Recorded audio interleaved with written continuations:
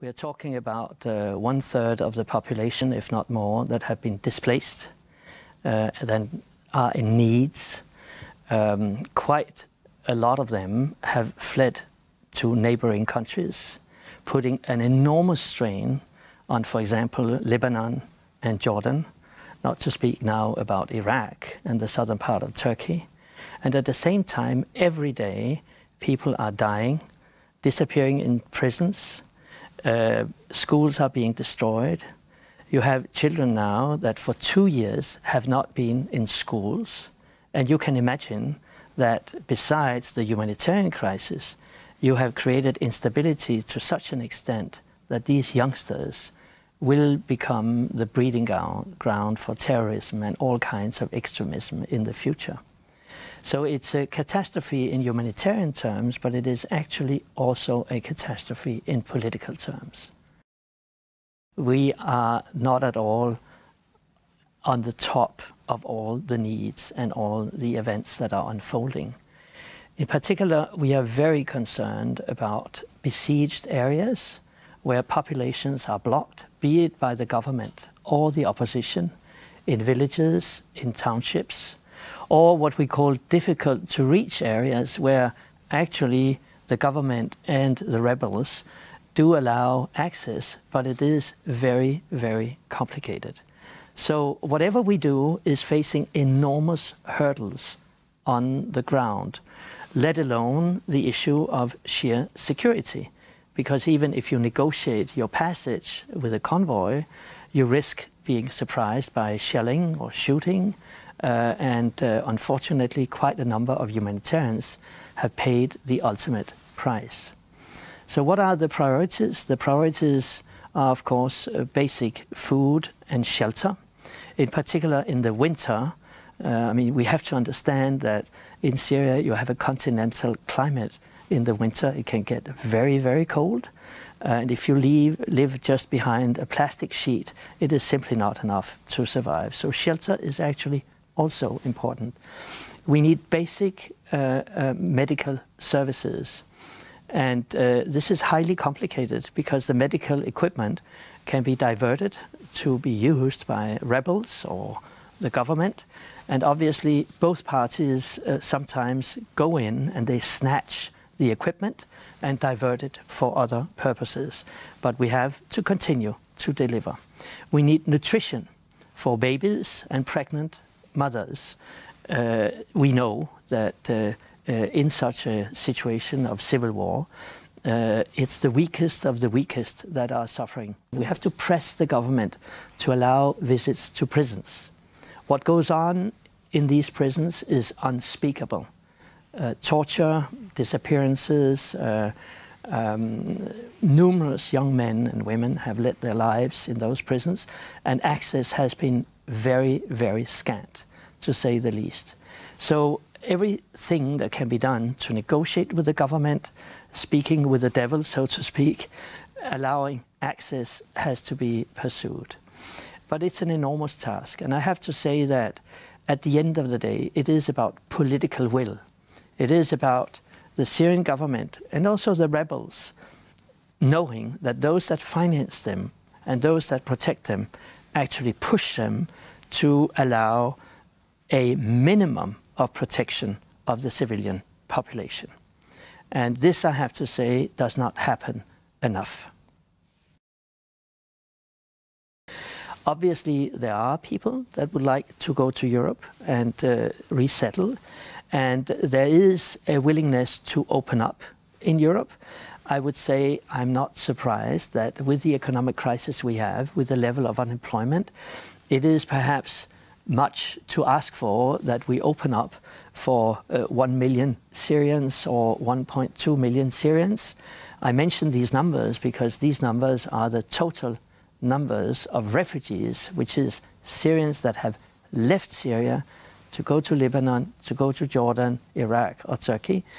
And obviously to go to Europe is a further step, and the numbers we will receive in Europe will never ever compare to what actually the neighboring countries are receiving. So we may feel guilty about that, but I believe that it is our duty to help the refugees mainly inside Syria and in the neighboring countries. Of course, it is a daunting task. In particular, I'm worried for Lebanon, because Lebanon is a country that now is hosting a quarter of their population.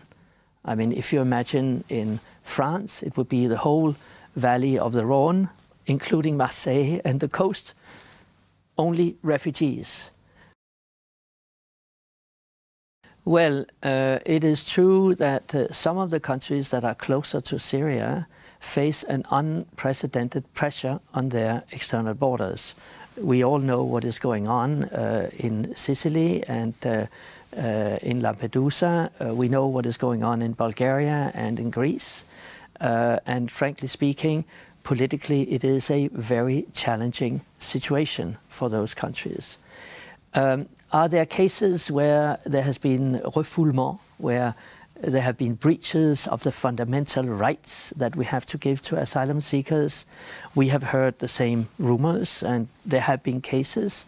I can just say that the Commission is pursuing these cases, investigating, because in our European rulebook there is an obligation to allow asylum seekers to state their case, test whether they are genuine asylum seekers or whether they are economic refugees. And we are following that very, very closely. There is a dilemma, of course, as to how you control the outer border of the Schengen area. And we do believe that we need a strong border. That is why we have Frontex, which is the European agency dealing with external borders.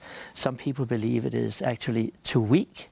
Others believe that it is of the right size, but then again, perhaps it needs strengthening in some areas. The whole purpose is that we do need borders that are adequately controlled, but the way we do it has to be proportional to the flow that goes over the border. And that is why you have heard also commissioners being a little bit critical about actually building walls and using barbed wires, not to speak about more violent instruments to protect the border. This being said, it's a balance that has to be struck between control at the external border, dissuasion, and allowing the people a fair treatment under the asylum regime. Their case has to be checked, and they have rights under the Geneva Conventions. Of course, they are fearful, but we have no choice. We have to make sure that the refugees can actually come there, and I want actually also to extend the gratitude we have as an international community to the neighboring countries, that they have not shut completely their borders to these poor people that come over the border. And then it is, I think, for all of us, Europeans, Americans, Canadians, the Swiss, the Norwegians, and other donors, to make sure that we compensate these countries by helping the refugees, but also by helping the host communities. And that requires humanitarian assistance, but it also requires development funds. Development funds to support the infrastructure, to support the medical equipment. Let me give you an example. If a refugee family goes over the border with 5 or 6 children, they have left their school behind, but they want to then enroll in education. Do they get the education in their tented settlement, or do they perhaps go to the local school, which can run in shifts, open in the afternoon, open in the evening? Well, this is probably much more cost efficient, but it requires funds to be given straight to the municipality and not necessarily through the UN agency. Or we give it to the UN agency and they work with the municipality. So you see, we have to use all the different avenues, the classical humanitarian actors, but also the local capacities. In some cases, it can be local Red Cross associations, or it can be churches, or it can be groups of citizens. In other cases, it can be the central government their Ministry of Social Affairs, their Ministry of Health, or it can be the local municipalities that have a knowledge of the situation in the community.